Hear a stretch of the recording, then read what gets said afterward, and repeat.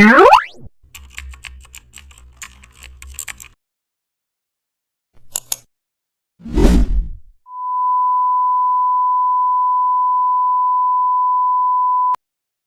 back to the channel. Today we will reshape our logo element using the direct selection tool. Begin by choosing the white arrow from the toolbar, then select the shape layer containing the design curve.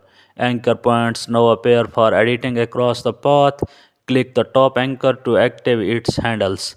Drag it upward to create a smooth elevations. Guide the handle outward to enhance the curve flow.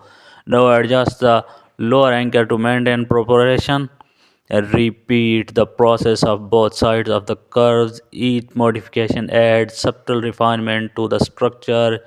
Use bezier handle to perfect the counter. Combine fine movement for precise polishing. If a segment feels uneven, adjust midpoints on the path. Thanks for watching.